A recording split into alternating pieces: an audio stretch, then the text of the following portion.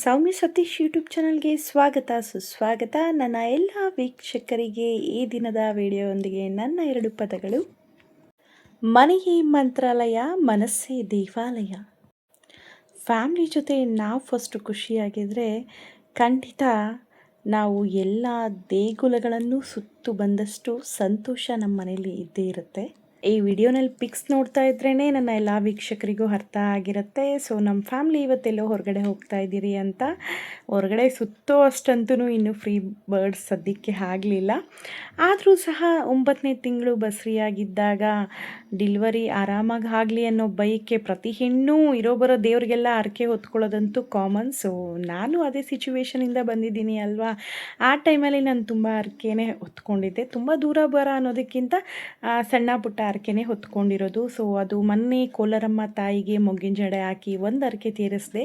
ಈಗ ನಮ್ಮ ಮಾಲೂರು ಮಾರಿಯಮ್ಮ ತಾಯಿಗೆ ಮೊಗ್ಗಿನ ಎರಡೂ ಕಡೆ ತಾಯಿಗೆ ಹಾರ ಹಾಕಿ ಎರಡೂ ತಾಯಿಗಳಿಗೆ ನಾನು ಪೂಜೆ ಮಾಡಿಕೊಂಡು ತೆಂಗಿನಕಾಯಿ ಹೊಡೆದು ಸೀರೆ ಬಳೆ ಎಲ್ಲ ಇಟ್ಟು ಪೂಜೆ ಮಾಡಿಸ್ಕೊಂಬರ್ತೀನಿ ಅಂತ ಹರಕೆ ಹೊತ್ಕೊಂಡಿದ್ದೆ.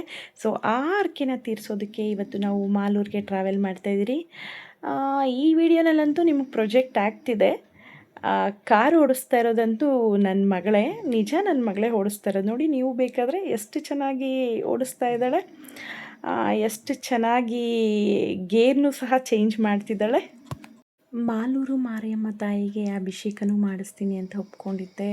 ನಿಜ ಇವತ್ತಂತೂ ತುಂಬ ಸಂತೋಷ ಆಯಿತು. ನೋಡಿ ತಾಯಿಗೆ ಪಂಚಾಮೃತಗಳಿಂದ ಅಭಿಷೇಕನ ಮಾಡ್ತಿದ್ದಾರೆ.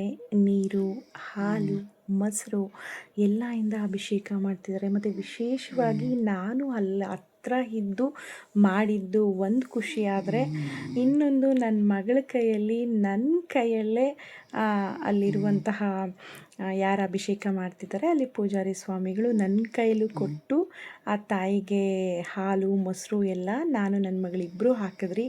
ಅದಂತೂ ನನಗೆ ತುಂಬಾ ಸಂತೋಷ ಕೊಡ್ತು. ಸೊ ಎಲ್ಲೆಲ್ಲ ನಾವು ಅಭಿಷೇಕ ಮಾಡಿಸಿದಾಗ ಅವರೇ ಮಾಡಿ ನಮ್ಗೆ ಪ್ರಸಾದ ಕೊಡ್ತಾರೆ ಅಷ್ಟೇ. ಇಲ್ಲೆಲ್ಲೋ ಒಂದು ಕಡೆ ನಾವೇ ಸ್ವತಃ, ಅದರಲ್ಲೂ ನಾವಿಷ್ಟಪಡುವಂತಹ ದೇವಸ್ಥಾನದಲ್ಲಿ ವಿಶೇಷವಾಗಿ ನಮ್ಮ ಕೈಯಿಂದ ಆ ತಾಯಿಗೆ ಹಾಲು ಮೊಸರು ಹಾಕಿದ್ದಂತೂ ನನಗೊಂಥರ ಇವತ್ತು ತುಂಬಾ ಸಂತೋಷ ಕೊಡ್ತು. ಅಭಿಷೇಕದ ನಂತರ ಅಂತೂ ವಿಧ ವಿಧ ಹೂವಿಂದ ತಾಯಿನ ತುಂಬ ಅದ್ಭುತವಾಗಿ ವಿಶೇಷವಾಗಿ ಹೂವಿನಿಂದ ಅಲಂಕಾರ ಮಾಡಿದರು. ನೋಡೋಕ್ಕೆ 2 ಕಣ್ಣು ಸಾಲದು ಅಂತ ಅನ್ನಿಸ್ತು, ಅಷ್ಟು ಚೆನ್ನಾಗಿ ಅಲಂಕಾರ ಮಾಡಿದರು. ಪೂಜೆ ಎಲ್ಲ ಆಯಿತು. ಅದಾದಮೇಲೆ ನಾನು ಅಲ್ಲಿ ಇವತ್ತು ಶುಕ್ರವಾರ ಆಗಿರೋದ್ರಿಂದ ಮಾಲೂರು ಮಾರಿಯಮ್ಮ ತಾಯಿ ದೇವಸ್ಥಾನಕ್ಕೆ ತುಂಬಾ ಜನ ಸೇರಿದರು. 30ಕ್ಕೂ ಹೆಚ್ಚು ಮುತ್ತೈದೆಯರಿಗೆ ಅರಿಶಿನ ಕುಂಕುಮ ಕೊಟ್ಟೆ. ಅದಂತೂ ನನಗೆ ಒಂದು ಅದೃಷ್ಟ ಭಾಗ್ಯ ಅಂತಲೇ ಹೇಳ್ಬೋದು. ಸೊ ಎಲ್ಲ ಮುತ್ತೈದೆಯರ ತಾಯಂದಿರ ಆಶೀರ್ವಾದ ನನ್ನ ಮಗಳ ಮೇಲೆ ಇರಲಿ.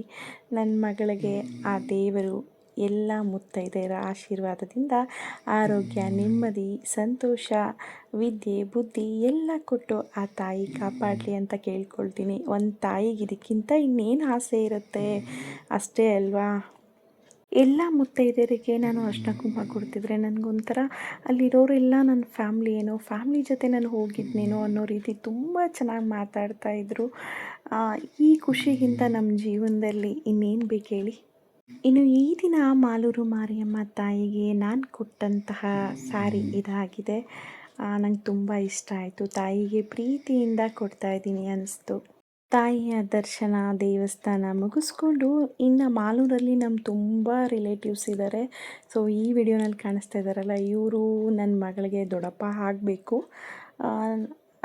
ಸೊ ಅವರು ಪಕ್ಕದಲ್ಲೇ ಮಾಲೂರು ಮಾರಿಯಮ್ಮ ಟೆಂಪಲ್ ಪಕ್ಕದಲ್ಲೇ ಇವ್ರ ಜ್ಯುವೆಲರಿ ಶಾಪ್ ಇರೋದು. ನಾವು ಆಚಾರಲ್ವಾ, ನಮ್ಮ ಮನೆಯಲ್ಲೆಲ್ಲ ಗೋಲ್ಡ್ ಕೆಲಸ ಅಥವಾ ಜ್ಯುವೆಲರಿ ಶಾಪೇ ಇಟ್ಕೊಂಡಿರೋದು ಕಾಮನ್ನು.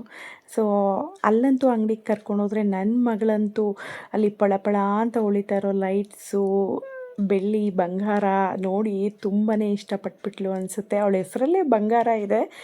ಅದರಲ್ಲೂ ಹೆಣ್ಮಕ್ಳು ಬಂಗಾರ ಪ್ರಿಯರು. ಆದರೆ ನನ್ನ ಮಗಳು ಇವಾಗಲೇ ಬಂಗಾರ ಪ್ರಿಯ ಅಂತ ನನಗಿವತ್ತೇ ಗೊತ್ತಾಗಿದ್ದು. ಏನಲ್ಲಂತೂ ಅವ್ರ ದೊಡ್ಡಪ್ಪ ಹತ್ರ ಹೋಗಿದ್ದು ಇಷ್ಟು ಆ ಒಂದು ಶಾಪ್ನೆಲ್ಲ ತಿರ್ಗಾಕಿ ಬರ್ಗಾಕಿ ನೋಡಾಕಿದ್ಲು. ಬಟ್ ತುಂಬ ಖುಷಿಯಾಗಂತೂ ಆಟ ಆಡ್ತಾ ಇದ್ಲು. ಈ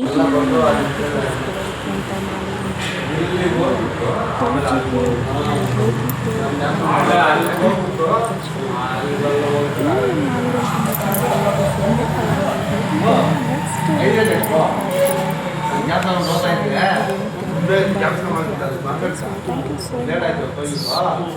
ಮಚ್.